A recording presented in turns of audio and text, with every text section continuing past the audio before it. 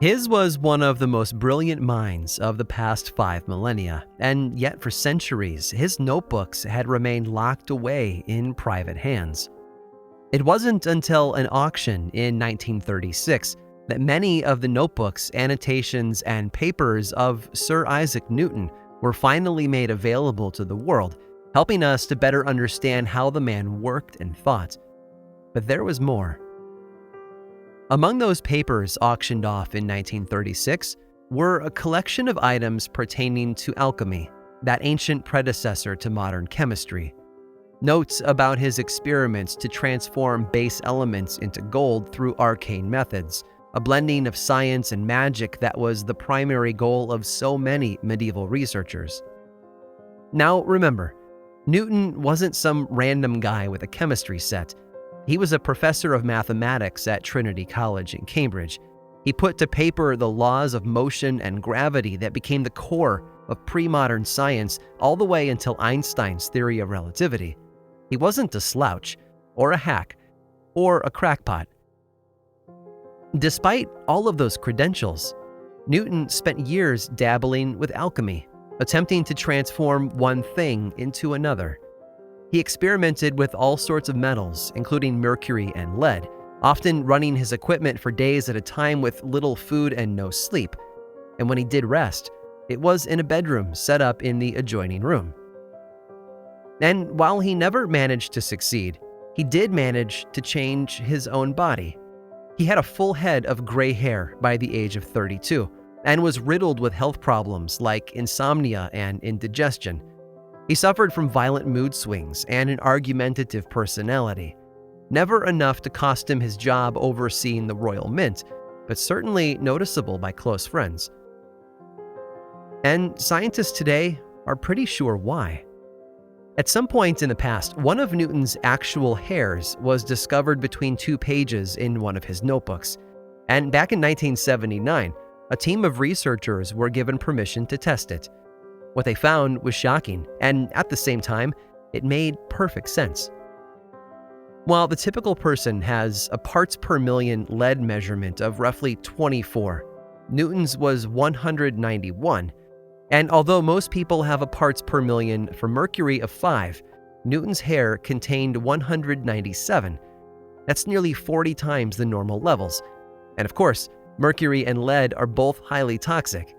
Newton, it seems, was a walking chemistry set. Even centuries later, in this modern world of cleaner air and safer work conditions, there are invisible forces that can contaminate us, infect us, and even harm us.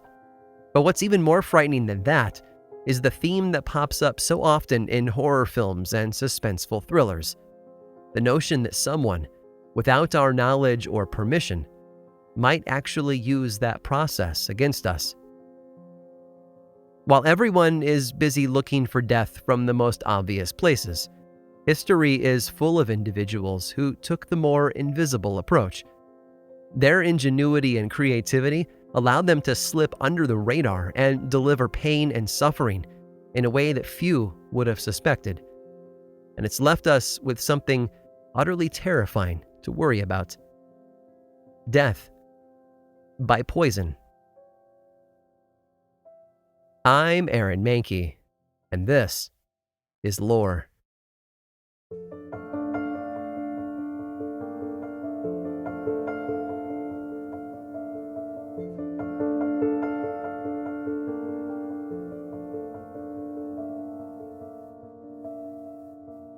Like mother, like son.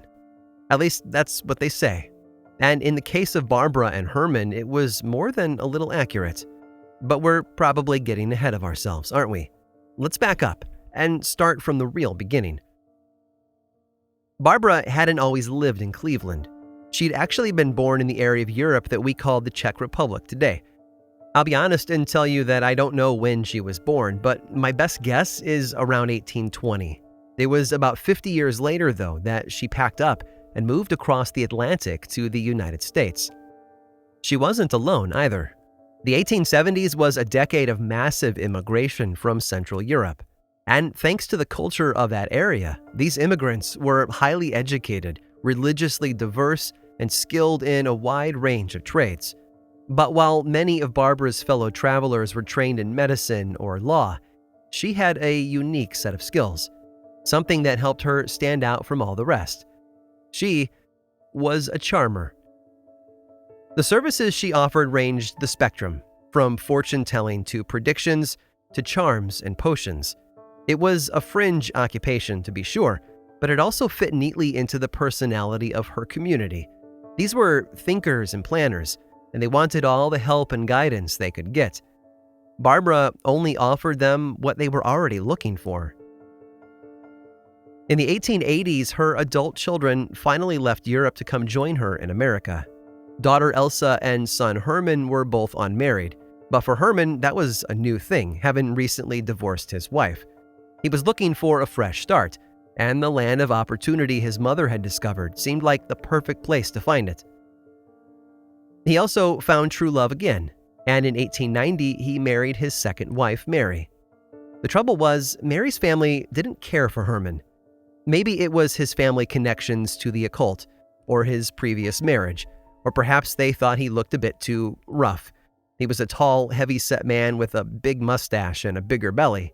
Whatever the reason, they warned the couple not to go through with it, and after they did anyway, the family essentially disowned them. But that was all right, because Herman had settled in near his mother and had begun to work as her apprentice. Now, working for Mom didn't pay the bills, though, so Herman also dabbled in other endeavors. He worked for a local tailor for a while, and as a butler in a wealthy home. He even put enough funds together to purchase a bar, but it was clear that he wasn't cut out for any of those pursuits. No, he had magic in his blood thanks to his mother, and he wanted to use it to help others. In the late 1890s, he and Mary moved from the Cleveland area to the growing Czech community in Chicago. Their destination was a small but thriving neighborhood known as Pilsen, situated between the modern highways of 290 and 55, where a large number of Czech immigrants had already settled down.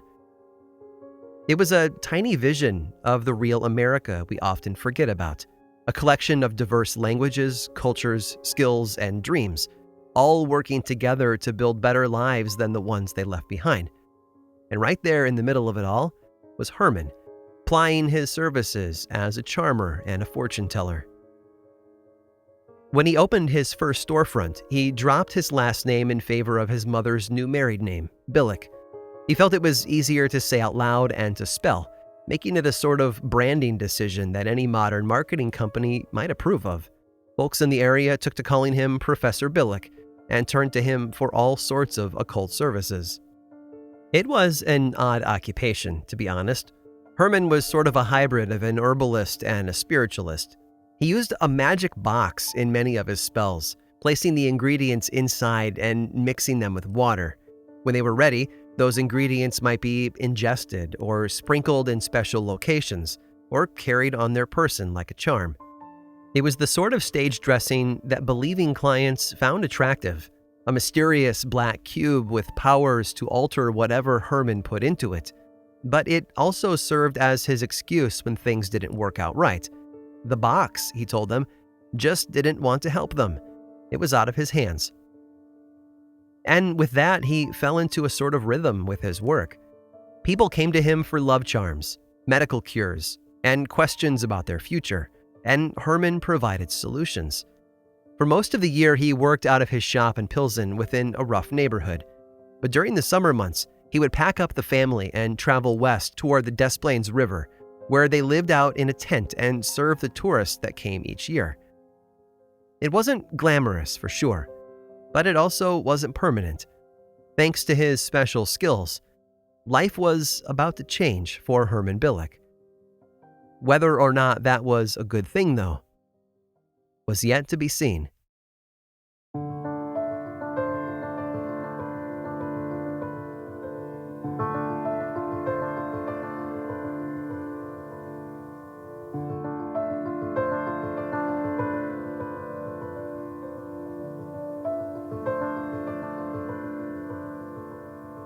Martin and Rosa were the typical American success story. A year after their wedding in 1880, they packed up and left Europe, hoping for a better life in the United States. And Martin really did try to build that new life for them. In fact, he struggled for nearly 2 decades as a skilled carpenter, but it just wasn't enough. So in 1900, he and Rosa took their meager savings and used it to purchase a milk depot. Now, let's walk through what that is, because it sits outside our realm of modern experience. You see, back in 1900, there were no refrigerators and 7-Elevens. You couldn't just stroll down to the local grocery store and pull a gallon of cold milk off the shelf. No, the milk needed to be brought into the city on a daily basis, where it was sold out of milk depots that the local folks could go to get their daily supply. And that's the business Martin and Rosa purchased. It was a whole building, in fact, and came with 2 apartments above the shop, as well as a small yard out back where they could raise chickens and pigs for the family. And that family was big. By the time they bought the milk depot, Martin and Rosa had 7 children, 6 daughters and a son, that ranged from early childhood to late teens. That was a lot of hungry bellies, and a lot of clothing and necessities. So Martin and Rosa worked hard to make sure they had everything they needed. But the real hope, the light at the end of the proverbial tunnel, was marriage. If they could marry off their daughters to good men, they would be able to sleep well and know their family was cared for. And their oldest daughter, Emma, even had a love interest, a young man named Albert Russ. The trouble was, just when things were looking hopeful, Albert broke it off. Desperate to make it work, her parents stepped in and tried to mend the relationship, but nothing helped. So they looked across the neighborhood for a less orthodox solution, and found it in that local charmer, Professor Herman Billick. Billick agreed to help. He would craft them a love charm, but it would require special ingredients, and that was expensive. He charged them $50 to get started, roughly $1,500 in modern American currency, and then he got to work. And his first task was to travel west to San Francisco, where the best arcane ingredients could be found. Over the following weeks, Martin and Rosa waited as patiently as they could, but Herman was slow to deliver the goods. He was quick, however, to ask for more money. First, it was $100, and then another $100. Soon enough, Martin and Rosa were in deep, but it was impossible to back out then. Emma's future depended on Herman's work, which was unfortunate, because a few months into the job, Albert made it clear he would never take Emma back when he married another woman. Now, you'd think that would have soured them against Herman Billick. Martin and Rosa Wurzel had just had their hopes dashed by an occult herbalist with powerful marketing skills, after all. But instead, they found other projects for him to tackle. Little jobs at first, but soon enough, Herman worked his way into the family like a tick, and he was gorging himself on their finances. At one point, the Wurzels hired him to curse a rival milk depot owner, and they actually saw their own revenue increase, a sure sign of Billick's power. And that was good, because trouble was coming down the river toward them, and they would need every ounce of Herman's supernatural charm. Emma, you see, was in trouble. She had started dating a new man in the fall of 1904, a fellow by the name of Joe Cooney. But there were issues with that. First, Cooney was a bit of a rough guy. He drank a lot, fought almost as often, and cursed like a sailor. But worse than that, in their eyes, was the biggest problem of all. Rumor had it that Cooney was a married man with a house full of young children. Emma, though, didn't believe it. Herman represented Martin and Rosa's only hope of stopping Emma's road to ruin. The trouble was, no one ever stopped to ask Emma what she wanted. It turns out she had never wanted to get back together with Albert, and she wanted to be with Joe Cooney more than anything else. It seemed that her family was constantly trying to force her to do things she didn't want to do. And that was about to get worse. Sometime in February of 1905, 3 things happened. First, Herman confronted Cooney at his home, where he revealed the affair to Cooney's wife. That was the push that Martin and Rosa had been looking for, and it ended Emma's relationship with the married man. Second, Emma revealed that she was pregnant with Cooney's child, and her parents were livid. They had just gone through hell trying to extricate her from that man's orbit. and here she was carrying his child. So, against her wishes and against the law in Chicago at the time, Rosa called for a midwife to perform an abortion. When it was over, they made up a story about illness and kept Emma indoors for a long while. The third thing that happened must have felt like a bolt of lightning on a clear day that landed on an already burning house. Martin hadn't been feeling the best for a few weeks, and it had become more serious. At first, he was having trouble with what seemed like arthritis, but he was a relatively young and healthy man, so that didn't make sense to them. The family physician diagnosed him with gastritis, but that didn't do anything to help his pain and fatigue. Soon enough, Martin was stuck in bed, and Rosa was left to pick up his slack in the milk depot. His eyes had become swollen too, and his skin was splotchy and off color.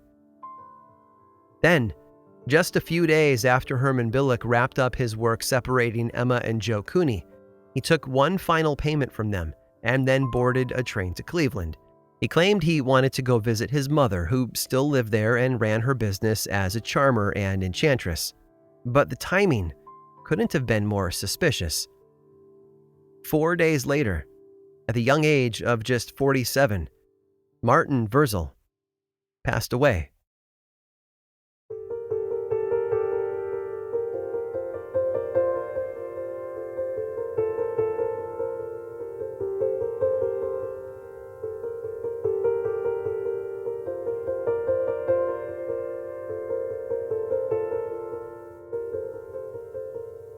The next year and a half was a never-ending roller coaster of agony, suffering, and loss.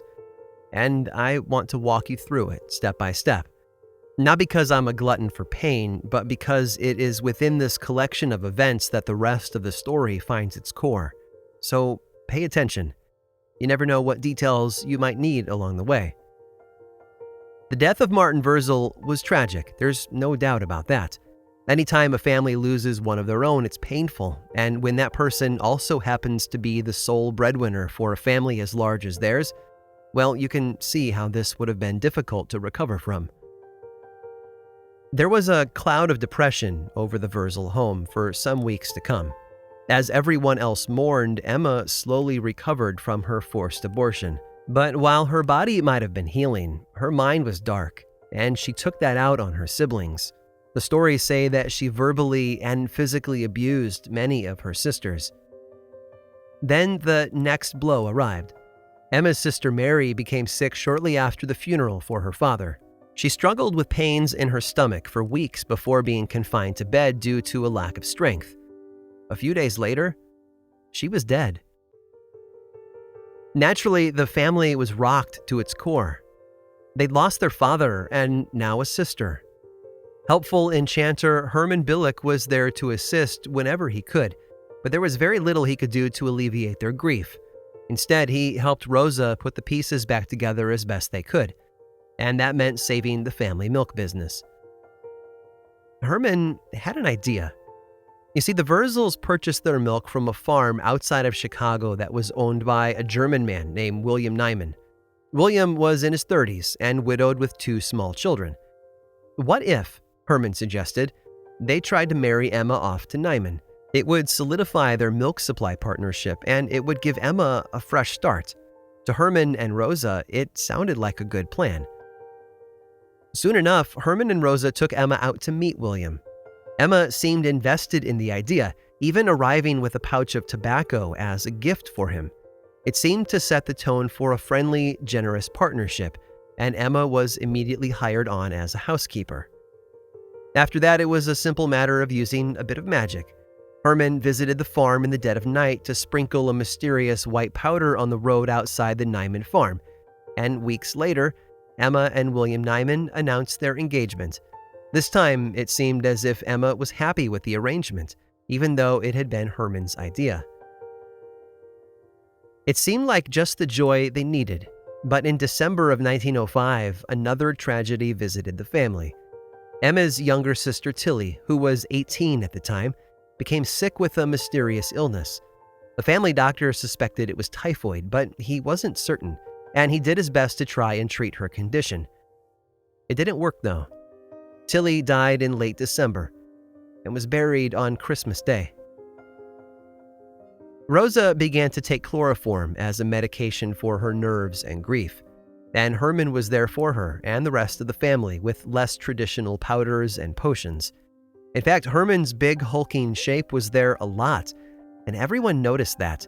It was almost as if he had stepped into their father's place, at least at home, and that was unsettling. That winter, one of the Wurzel children went outside to fetch some eggs and found a number of the chickens had died overnight, as had one of their pigs. It felt eerily familiar until one of the children remembered how their family dog had gotten sick and died days before their father Martin had. A dog that had been a gift from Herman Billick. Something was going on. I have to believe that most of them could sense it, like that feeling you get when someone sneaks up behind you. There was an obvious answer to the questions surrounding their tragedies, but no one could put a finger on it. And then, before they could focus, more trouble headed their way. In July of 1906, a neighbor noticed a strong scent of natural gas coming from the Wurzel house. She rushed out to find a doctor, and when they returned, they managed to revive the girls that had been sleeping inside. And there was something else, something even more strange. According to this doctor, as he entered the house for the first time, he swore he saw the shape of a tall, hulking man exiting through the rear. 2 weeks later, 2 more of the Wurzel children became sick. Jerry, the only son, and his sister Rosie were both in their mid-teens and had come down with what the family doctor seemed to believe were heart conditions. After being treated, Jerry seemed to improve, but his sister did not. Rosie died in August, at the age of just 14 years old. This was the breaking point for their mother, Rosa. She couldn't handle balancing the normal parts of life with all of the darkness that was being thrown at her, so she sold the milk depot and the adjoining apartment to William Nyman and took her 3 remaining children to stay at the home of her cousin Kate. But you can't outrun grief. Rosa's drinking increased, as did her use of chloroform, but it was all still there, like a dark cloud hovering over her. And it was while she was buried under the weight of that loss and pain that one final tragedy visited her. Her 12-year-old daughter, Ella, was diagnosed with Addison's disease. After weeks of abdominal pain and weakness, she too passed away on November 30th. It was Rosa's cousin Kate who finally convinced her that something bigger had to be going on. Someone was murdering her family, and even though all of the deaths seemed to be unrelated, there must be something that connected them all. And if they wanted to find the answer to that riddle, they needed the police. Emma had a different suggestion, though. Stop wasting time asking questions, she told them all. There's only one person the police should be looking for, and you know it. Herman Billick.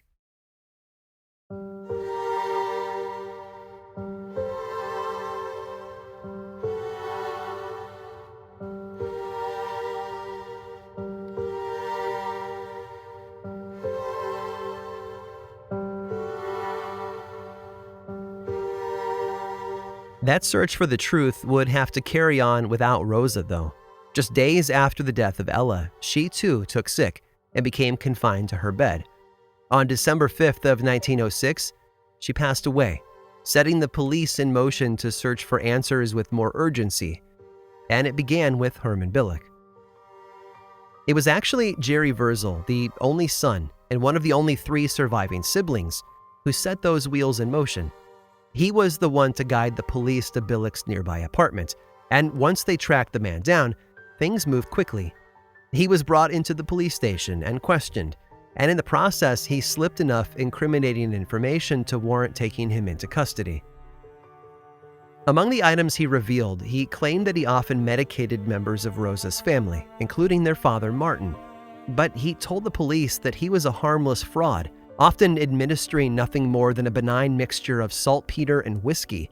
And yes, while he did happen to treat many of the children shortly before their deaths, he swore he had caused them no harm. Searches of his house also turned up something else. A bundle of letters written in Czech, what they referred to back then as Bohemian. These letters turned out to be love letters written to Herman by none other than Rosa Wurzel. It seems the pair had been planning their future, and part of those plans involved conspiring to poison a number of people, including Herman's own mother, in an attempt to gain their wealth through inheritance. Soon enough, the general public was consumed with talk of Herman Billick and his murder of the Wurzel family. Newspaper articles seemed to condemn the man before his trial even began, and stories about his secret life of money and women became commonplace. But it was the testimony of the surviving Wurzel children that ultimately sent him to trial. Well, that and one more thing. You see, the moment the police began to suspect poisoning, they started to wonder if there was a way to connect all of the deaths together. A common tool, perhaps. So after examining Rosa's body and discovering a large amount of arsenic in her internal organs, they ordered the exhumation of Martin. What they found was shocking. He, too, had been poisoned with arsenic. When the trial began, it had national attention. Both sides spent close to 6 months preparing their strategy and evidence, and then the official proceedings began. Many of the early witnesses were people who might have information about where Herman Billick could have acquired so much arsenic, hoping to nail down solid proof of his guilt. But nothing definitive was ever uncovered. Emma Wurzel was questioned in July, as well as her brother Jerry and their youngest sister, 8-year-old Bertha. And while the siblings hadn't been able to answer questions with authority prior to the trial, once they entered the courtroom, it was clear they all had a similar, powerful story to tell. Herman Billick, they claimed, had constantly administered mysterious medication to their family, always shortly before their deaths. Billick denied it all, of course. When he took the stand, he walked everyone through the events of the past few years. He told them of his fraudulent business as a fortune teller and charmer, and of how he was hired to reunite Emma with her lost love, Albert Russ. He walked the courtroom through her abortion, the death of Martin, and his love affair with Rosa. He essentially admitted to all of the small claims and charges, but as for the main issue of murder by poisoning, he staunchly denied all involvement. His own daughter, 9-year-old Edna, even took the stand to explain how good of a father Herman was, but it was too little too late. Even without proof of how or where he acquired the arsenic, the jury returned with a verdict of guilty. Herman Billick was immediately sentenced to death by hanging. But the fight wasn't over just yet. During his brief stay in jail while awaiting his execution, a visiting Catholic priest named Father O'Callahan spent time with Herman and became convinced that the man was innocent. He began to work with Herman's defense team to request an appeal, setting in motion a legal circus that would take nearly 10 years to come to an end. The decade between 1907 and 1917 was filled with appeal after appeal. Herman would be given an official execution date, and then the court would issue a stay and request more hearings. Over and over, the case of Herman Billick was brought back out of the darkness and put on display, and each time it was, new information came with it. Information and doubts.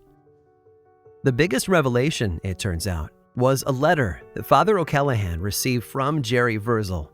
In it, Jerry claimed that he and his sisters had been coached by the police to tell a very specific set of made-up stories, all with the aim of getting Herman Billick convicted for a crime that he actually didn't have any evidence to support.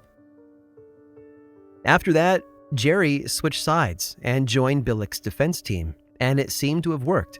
Sure, it took a lot longer than they would have hoped for, but on the evening of January 3rd, 1917, the brand new governor of Illinois took office and immediately issued a full pardon for Herman.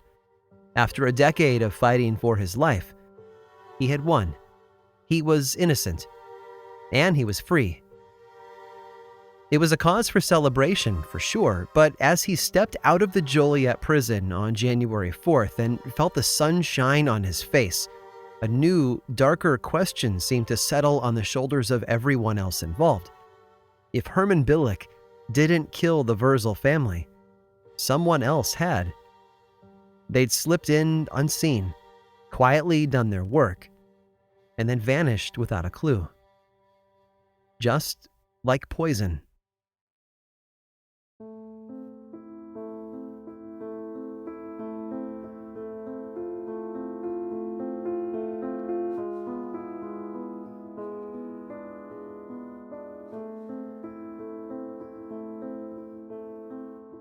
Poison is frightening because it's invisible.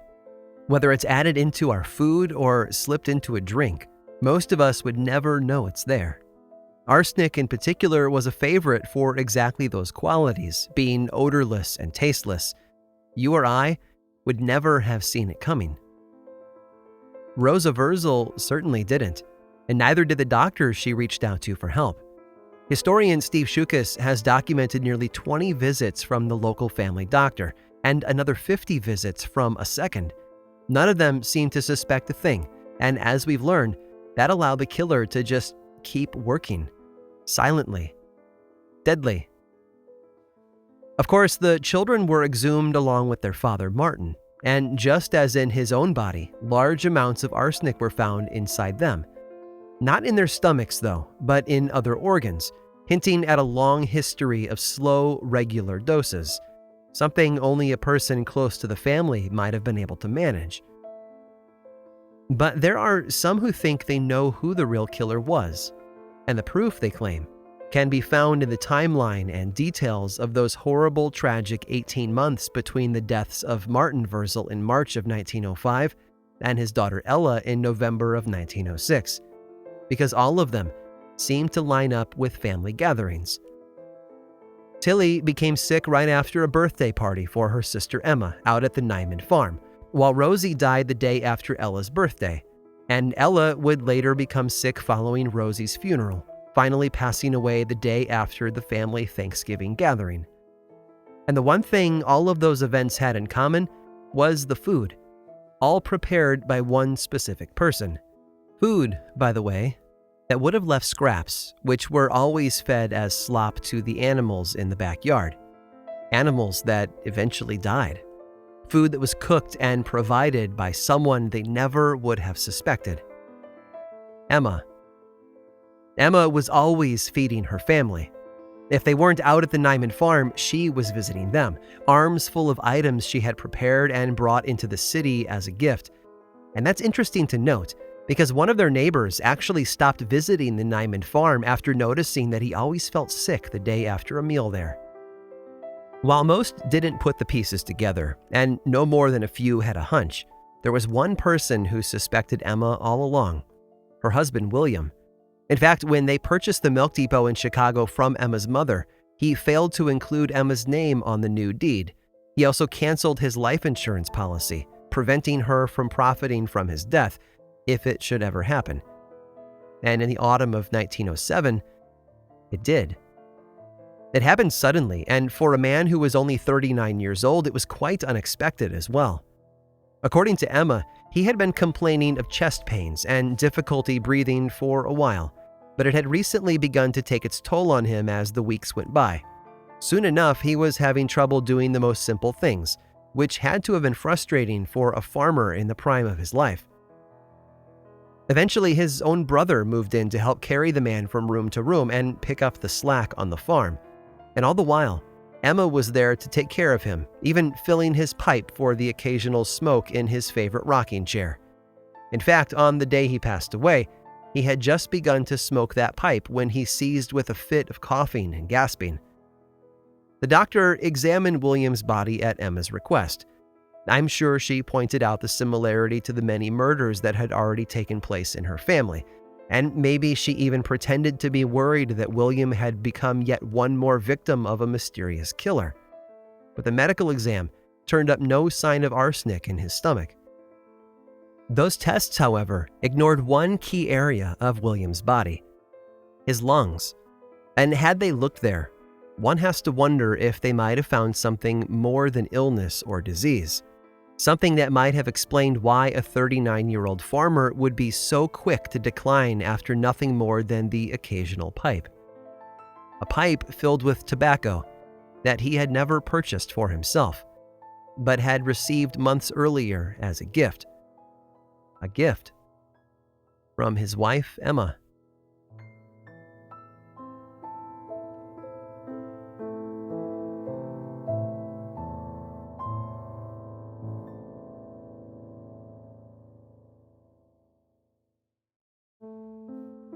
The story of Hermann Bilek and the Wurzel family is a powerful example of just how vulnerable we all are to invisible forces.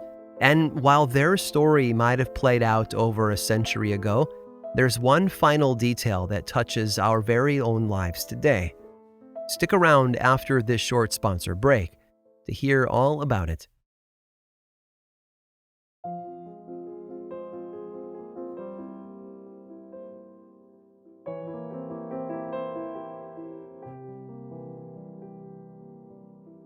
There's something powerful about cleanliness. That freshly mopped floor, or the way your desk looks after a good dusting. I think we're hardwired as humans to be drawn to things that are clean and pure and good. And that has manifested in our modern society as a focus on a cleaner environment. You can't paint your living room with lead-based paint anymore because, surprise, surprise, lead can be toxic. We've stopped giving mercury to children for constipation or coughing because, well, it was killing them. Today, we work a lot harder to make sure the things we put into our body aren't secretly going to harm us. But what a lot of people don't know is that it's not a 21st century idea. In fact, we can find one of the earliest pushes for food safety in a very familiar place: the trial of Hermann Bilek.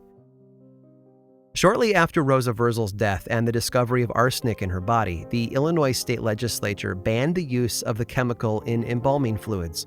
And half a year later, on the very same day that the Chicago Tribune ran the story of Emma Wurzel Nyman's testimony in court, they printed another article right beside it.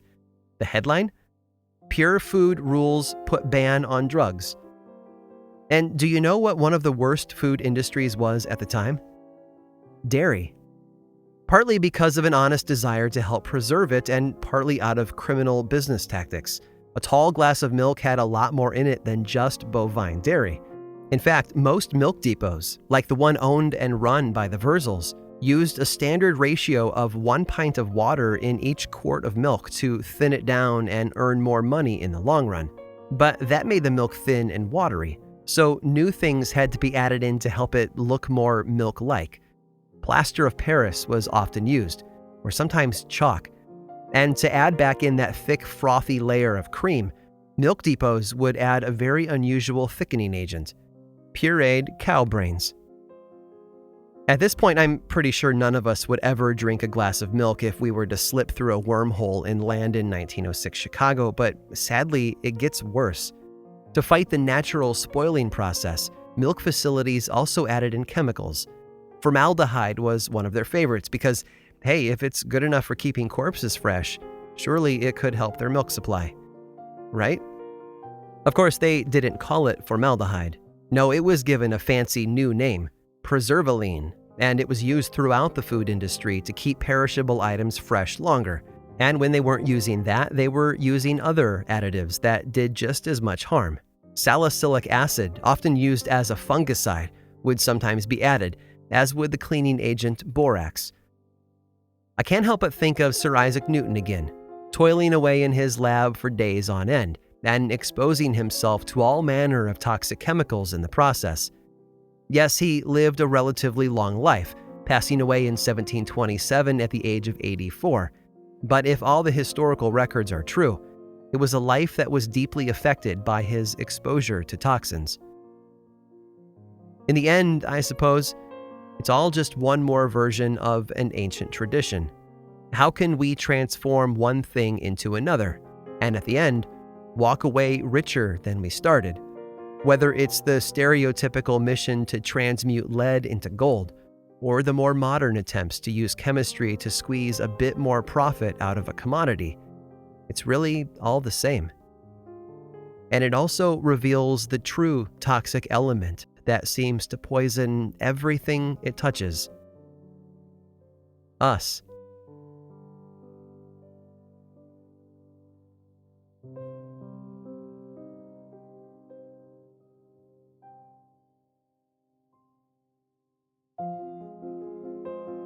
This episode of Lore was written and produced by me, Aaron Mahnke, with research by Carl Nellis and music by Chad Lawson.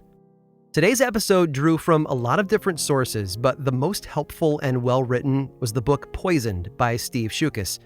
If you want to go deep into the life of Hermann Bilek and the Wurzel family, You need to grab this book. I highly recommend it. You can find Poisoned over on Amazon.com and learn more about Steve Shookus and his passion for this story over at ChicagoTrueCrime.com. Of course, Lore is much more than just a podcast. There is a book series available in bookstores and online, and 2 amazing seasons of the television show on Amazon Prime Video. Check them both out if you want more lore in your life. I also make 2 other podcasts, Aaron Mahnke's Cabinet of Curiosities and Unobscured, and I think you'd enjoy both. Each one explores other areas of our dark history, ranging from bite-sized episodes to season-long dives into a single topic. And you can learn about both of those shows and everything else going on all over in one central place, theworldoflore.com/now. And you can also follow the show on Twitter, Facebook, and Instagram. Just search for Lore Podcast, all one word, then click that follow button. And when you do, say hi. I like it when people say hi. And as always, thanks for listening.